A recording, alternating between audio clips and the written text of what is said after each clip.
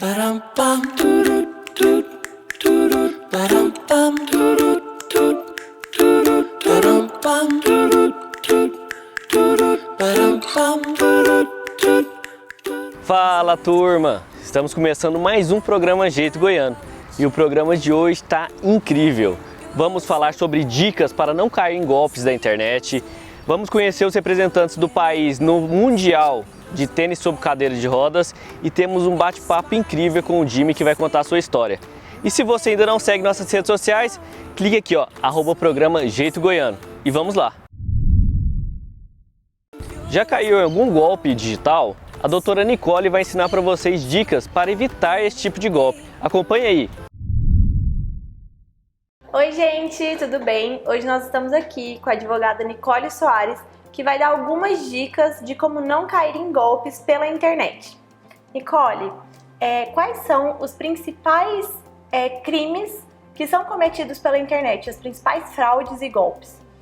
Bom, a gente precisa entender que não necessariamente o que existe hoje na internet acontecendo como condutas inadequadas, indevidas e criminosas são completamente novas. Muitos desses golpes são golpes que já existiam e agora eles passaram a existir em ambiente virtual. Na maioria das vezes a gente está falando de situações em que as pessoas entram em contato com outras pessoas de maneira maliciosa para pegar dinheiro, algum tipo de informação. Então, assim, o golpe do WhatsApp, aquele WhatsApp clonado, ou o WhatsApp que na verdade não é clonado, agora você vê muitos casos em que simplesmente tira-se um print da foto da pessoa, mas está com outro número e a pessoa entra em contato e fala: "Oi, eu mudei de número e estou precisando disso". Você tem aquelas situações em que se recebe um link e você pode ter um boleto malicioso, você pode ter ali uma aplicação, um programa, né, que vai fazer com que você tenha os seus dados coletados, com senha, data de nascimento, e-mail, número de cartão de crédito, etc. E a pessoa passa a utilizar aquelas informações para acessar outros sites, bancos e tudo mais. Então, assim, a gente tem realmente uma diversidade enorme de situações em que você envolve pessoas que são enganadas e pessoas que utilizam a internet, as ferramentas digitais para acabar obtendo algum tipo de vantagem sobre outras pessoas que estão, de certa maneira, despreparadas para lidar com esse tipo de situação. E como que a gente pode identificar se um site é confiável ou não? Bom, a gente sempre tem que entender o seguinte: muitas vezes essas pessoas que utilizam esse mecanismo, né, para enganar outras pessoas, eles são muito espertos. Então, se você não tem familiaridade com a internet, só de olhar, em grande parte desses casos, você não vai conseguir identificar. Você tem um fator que, lá na barra de navegação, no endereço, você tem um cadeadinho que fica lá do lado do endereço eletrônico, você pode observar aquilo, mas existem alguns sites maliciosos que conseguem replicar essa sistemática. O fato da gente buscar fornecedores confiáveis, empresas idôneas também colabora. E você tem que sempre ter em mente que você só deve fazer o acesso àquele site se você buscou aquele site. Se você recebe um SMS com um link ou chegou um link no seu e-mail e te direciona para aquele site, para aquela plataforma, você tem que lembrar que você não entrou naquele site porque você quis. Você foi induzido, você foi encaminhado para lá. Então tem que sempre prestar atenção com relação a isso. E outra coisa, tem um hábito muito ruim que a gente acaba tendo, eu quero entrar no site de determinada companhia aérea. Ao invés de eu digitar o site www.companhiaaérea.com.br, eu digito o nome da companhia aérea no Google. E tem várias pessoas, né, que utilizam, porque sabe que as pessoas fazem dessa forma, colocam links patrocinados lá nos primeiros resultados do Google e não são os sites que a gente está procurando. E aí você não tem muita noção, você olha ali, você não sabe muito bem o que é um patrocinado, o que não é, e a pessoa clica naquele primeiro site. Então até isso a gente tem que prestar atenção, porque realmente não dá para confiar em tudo que a gente está vendo, né? Simplesmente sem parar para pensar no que pode estar acontecendo de certo ou errado. O Brasil ele é o 5º país com mais vazamento de dados. Caso os meus dados, eu me cadastrei em algum site e meus dados vazaram. Como que eu devo agir? A gente precisa dar 2 passos para trás para falar sobre isso, que na verdade você saber que os seus dados vazaram de um determinado portal, determinada empresa, isso envolve uma série de fatores que não necessariamente você vai saber que os seus dados vazaram. Por outro lado, a gente tem péssimos hábitos de utilização da internet. Por exemplo, senhas. A gente usa a mesma senha em vários sites. Você usa a senha, a data do aniversário, o nome da filha, o nome da esposa. E aí você fala assim, não, mas quem vai saber isso? Qualquer pessoa que tiver acesso ao seu celular. E aí a gente salva os números, né, no nosso WhatsApp, no nosso telefone, tipo, meu amor, mamãezinha, paizinho. Aí você fala assim, mas nada a ver. Tem tudo a ver. Aquela questão da perca, né, do WhatsApp, quando a pessoa consegue entrar na sua lista de contatos, automaticamente ela passa a saber quem é todo mundo. E a gente verificar telefones, meios de contato com a empresa, né? Sim, isso. Ligue no telefone oficial da empresa. E lembre-se que muitas das empresas, por exemplo, o banco não te liga, né? Sempre tem lá no site, os grandes bancos, a gente não entra em contato com você.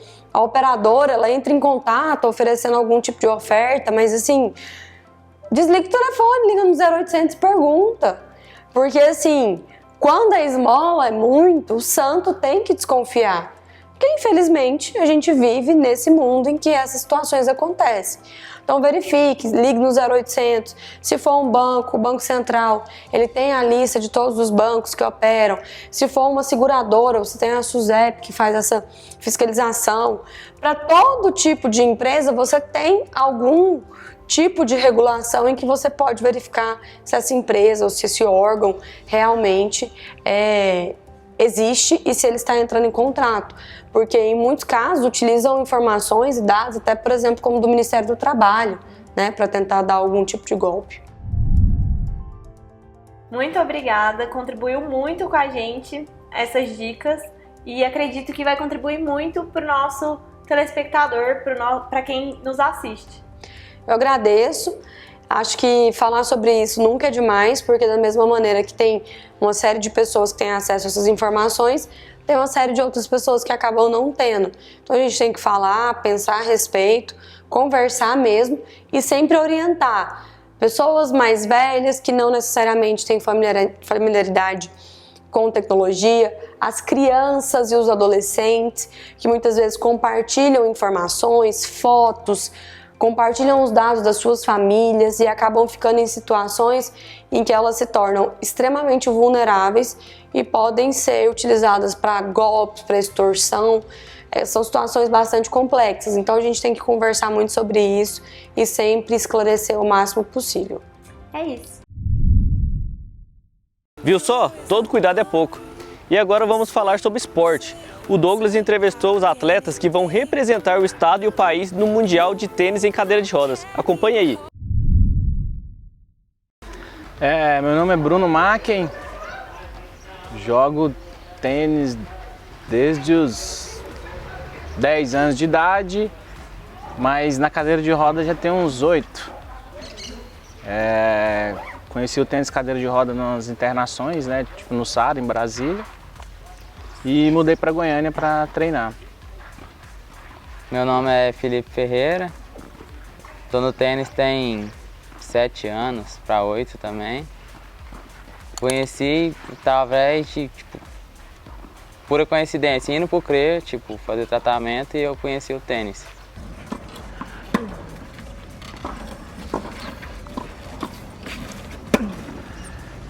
Então, no meu caso foi amor à primeira vista, porque eu fiz outros esportes no internado no Sara, Mas quando eu vi que tinha tênis em cadeira de roda, eu nem quis fazer outra modalidade, queria só jogar tênis só. No meu caso, por eu já ter jogado antes, né, quando eu andava. Aí eu, abandonei o basquete, natação, tênis de mesa, fui fazer só o tênis mesmo. O meu foi, eu conheci mesmo o tênis porque eu não queria ficar meio que, como eu era novo, saí do hospital, tinha 12 anos de idade, então eu não queria ficar em casa. Então eu fui procurar coisas a fazer, onde eu conheci a APAF, que a APAF me mostrou o tênis em cadeira de roda, que foi também amor à primeira vista. Então, mesmo antes da convocação, a gente já estava treinando quase todos os dias, umas 3, 4 vezes por semana, atividade física. Acho que nós treinamos aqui em Goiânia, estamos preparados para ir para qualquer lugar. Muito quente, umidade também não ajuda. Igual o próximo torneio vai ser em São Paulo, já é um clima mais um pouco ameno, né? E o Mundial vai ser na Itália, aí já é um clima mais tranquilo, mas estamos preparados para qualquer ocasião. A gente vem numa pegada bastante intensa, né? De treinamentos, tipo, treina de manhã, dá uma saltada, à tarde faz um físico, aí no outro dia inverte, de manhã faz um físico, e aí a gente está nessa pegada pra gente conseguir chegar bem nos torneios, né? Fisicamente e tecnicamente. Então, dentro de Goiás, falta atleta. A verdade, as pessoas, tipo, a pessoa com deficiência, eles procuram um outro tipo de modalidade. Até porque o tênis, como é que eu posso falar? Ele é mais complexo, sabe? Ele exige mais. Né? Ele exige muito mais do atleta. Não é igual um basquete, que você com a bola ali faz. Não, o tênis já é mais mental. E muita gente até começa e não continua, desiste. Se eu não me engano, hoje, aqui em Goiás, 13 praticantes de tênis em cadeira de roda. Isso não só em Goiânia, no interior também. No Brasil já tem mais, mas vem crescendo muito, Na outra academia, onde tem mais uns 6, 7, já aumentou bastante desde quando começou, né? Muitos pararam, outros voltaram, mas até que continua mesmo, são poucos. Então, nossa meta pro Mundial é se manter na elite. Porque já vem de alguns anos, toda vez sobe, tipo no classificatório, vai pro Mundial e acaba descendo. A nossa meta nesse Mundial é manter entre os top do mundo. Ganhar tipo, de alguns países e tal e se manter entre os top do mundo. Cara, eu falo assim, o tênis para mim foi desafiador. Assim, o tênis para mim é um esporte surreal. Tipo, ele desafia dentro de quadra, mas também mental. Ele tipo, assim, me ajuda até fora de quadra também, mentalmente. Na verdade, o tênis em cadeira de roda, ele trabalha todo o físico, né? Até socialmente, né? Tanto aqui, tanto social, te ingressa na sociedade. O tênis para mim, até para outras pessoas também que conheceram o tênis, não pararam também por dificuldade financeira, porque o apoio é muito pouco e tal. Eu acho, para mim, o Filipinho também, na época quando ele começou a jogar, ele achou até meio tenso, mas depois acostumou, viu que era aquilo que ele queria mesmo. É um esporte apaixonante o tênis.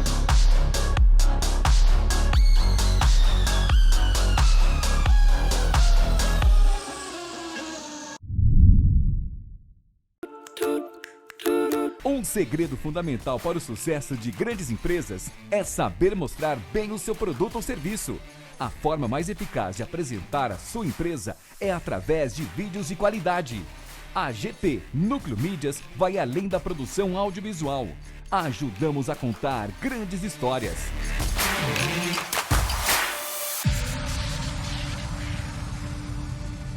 Acesse agora gpnucleomídias.com.br. Rapaz, tava pensando aqui, se tem um trem que é bom, essa é aqui do Goiás. Aqui ainda tem pamonha, tem piqui, tem empadão, tem pit dog. Rapaz, mas você só pensa em comida. Não. Tem outra coisa que é daqui de Goiás que é bom também. Achei que você tava esquecendo, né? Tá doido? Toda vez que eu conecto no Wi-Fi, eu lembro da Opt. Internet top e feita em Goiás. Como que esquece? Para conhecer tudo sobre a internet feita em Goiás, acesse opt.net.br. Ué, Guilherme, achei que você ia falar de nós, do sertanejo. Moço, nós também. É identificação, né? Rolou aquela conexão, compadre. Opt.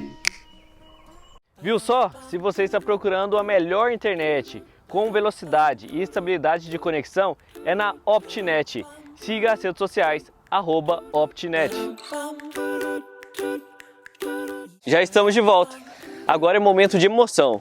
Conhecemos a bela história do Jimmy. Acompanhe aí.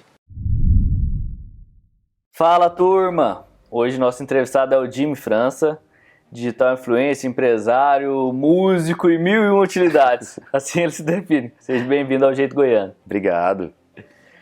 Jimmy, você ficou conhecido, até mesmo nacionalmente, com a história sua com sua esposa.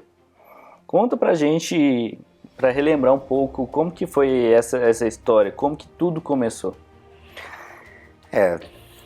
Nacionalmente e mundialmente também, né? Porque em meados de 2018, por aí, eu descobri que minha esposa estava doente. Foi a pior situação das nossas vidas, né? Tinha duas meninas pequenas e a situação era bem grave, né? Que já se arrastava 2 anos antes, desde 2016, desde o nascimento da minha mais nova. E foi acarretando até 2018, quando ela realmente foi diagnosticada com câncer no sistema nervoso, né? Um tumor já grande, então ela já teve que... A gente já descobriu e em menos de um mês ela já operou. E já ficou tetraplégica. Então, assim, UTI, hospital e tal, e assim, a nossa vida era bem difícil mesmo dentro do hospital. E é um câncer raro? Como que é e o tratamento dele? Na verdade, é um tumor super simples de retirar. O glioma, que é a situação dela, o Dr. Rômulo, que fez a cirurgia dela, ele faz essa retirada diariamente. Você vê uns cortes na cabeça da pessoa, assim, um corte gigante, mas já é uma medicina tão avançada que eles conseguem tirar o tumor e no outro dia a pessoa, no mesmo dia, na verdade, a pessoa já está tranquila no quarto e tal. O problema da minha esposa é aonde ele nasceu. Ele era um glioma que já era um glioma antigo, já um tumor antigo, provavelmente o médico falou que tinha provavelmente uns 10 anos, que já estava alojado ali, só que a gente achava que ele tinha nascido no cérebro e estava indo para a medula, por isso estava acarretando alguns déficits de movimento dela. E era o contrário, ele nasceu na medula, no tamanho de um fiozinho de cabelo e subiu até o cérebro lá, que ele começou a incomodar ela. Porque aonde ele nasceu, ele não era tão espesso. Quando ele começou a dar os déficits de movimento dela, tal, ele começou a meio que engrossar um pouquinho ali, foi apertando a medula dela. Então, quando a gente fez a cirurgia, deu aquela, não seccionou toda a medula dela, mas deu aquela tirada e tirou um pouquinho a mais para ter certeza, né, que ela não precisaria fazer químio, rádio, alguma coisa assim de seguida da cirurgia. Mas a cirurgia traz sequelas, isso foi bem claro pra gente. Aí foram 2 anos, desde a história ali até o falecimento dela, de luta, mas a gente ficou conhecido mais pela forma que a gente levava, a forma que principalmente ela levava, né? Ela sempre sorria muito, brincava muito, ela teve muitos ganhos até o falecimento dela, foi uma tetraplegia severa, ela ficou foi uns 15 dias diagnosticada com síndrome do encarceramento, que é o que a pessoa fica totalmente paralisada, mas o cérebro está funcionando normal, ela lembra de todo mundo, mas não consegue nem piscar para dar Nem piscar, zero reação. Zero reação. Até o momento que ela começou a piscar, responder, aí a gente usava algumas linguagens alternativas, mas ela continuava travada, bem pouquinho, até o dia que ela deu um primeiro sorriso para mim, um dia que eu entrei, isso eu relato no livro que eu escrevi. E aquilo ali mudou toda a história nossa. A partir daquele sorriso eu falei, cara, ela vai pra casa.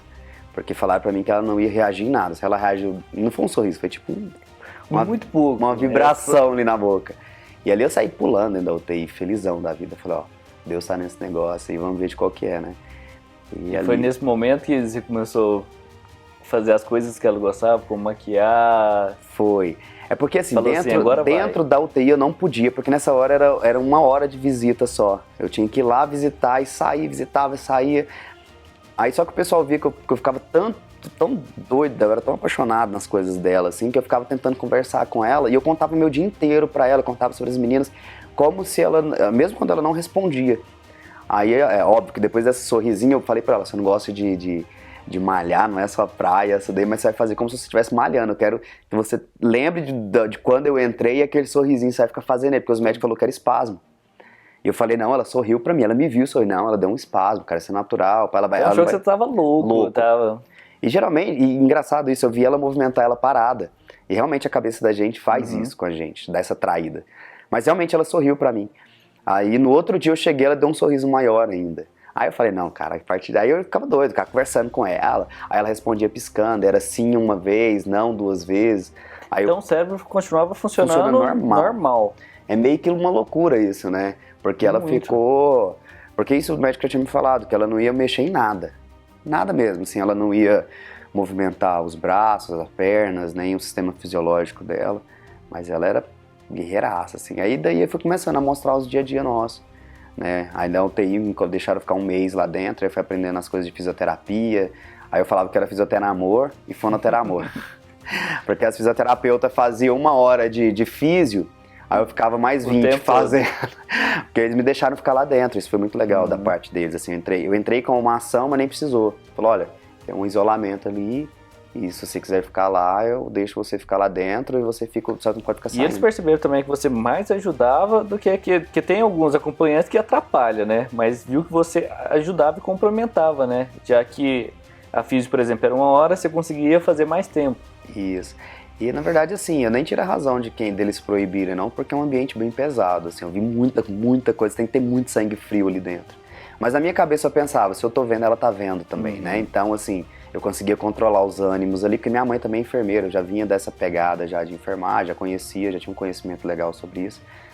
Mas viver aquilo ali foi muita loucura. Mas a partir dali eu via ela sempre muito animada, tinha televisão lá, eu colocava filmes, vídeos, séries, tudo que ela gostava.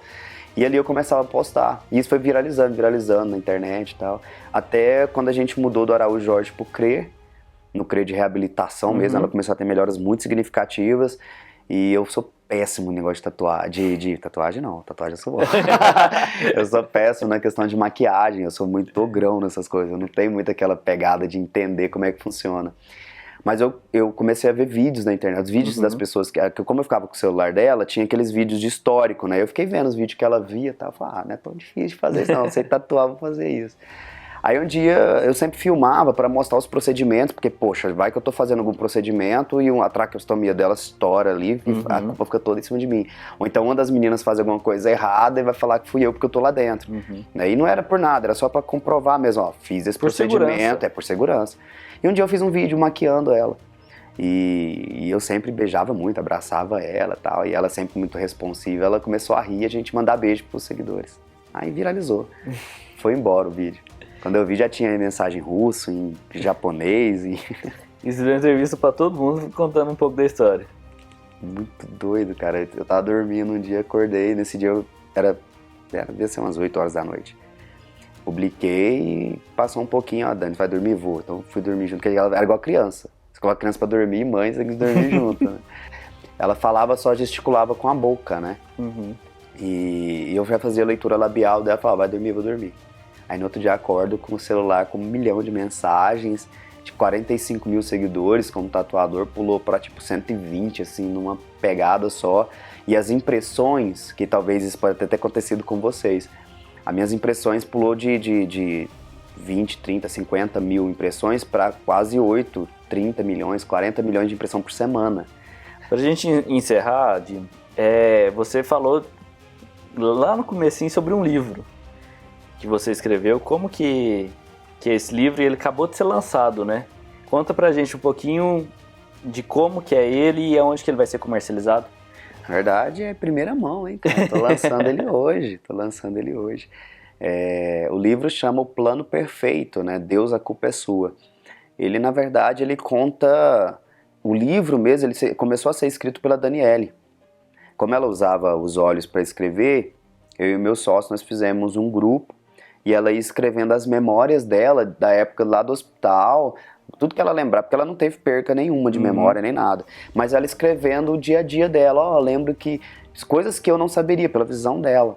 E ela começou a escrever e tal, eu caí na besteira, mano, de colocar o WhatsApp, o Instagram pra ela no computador. Aí acabou o livro.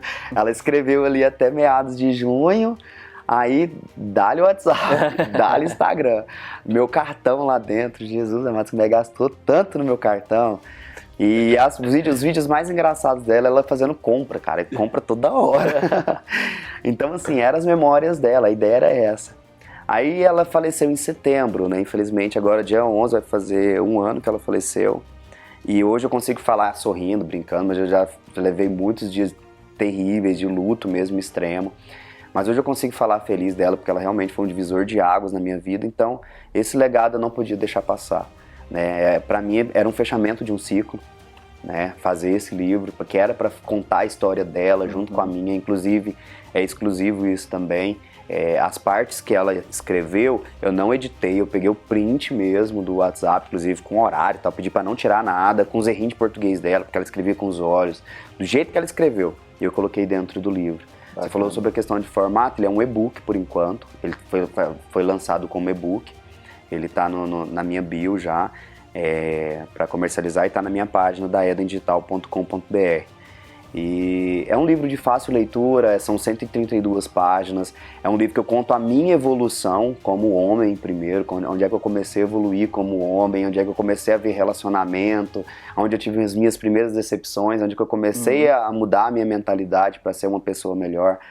E veio a Dani, eu conto como a gente se conheceu, porque na minha cabeça foi algo muito louco, assim, eu conheci ela, olhei pra ela, eu tava conversando com o guitarrista da minha banda aqui, trocando ideia com o cara, ela passou na minha frente, eu olhei e falei, cara, que menina linda, eu vou namorar com ela.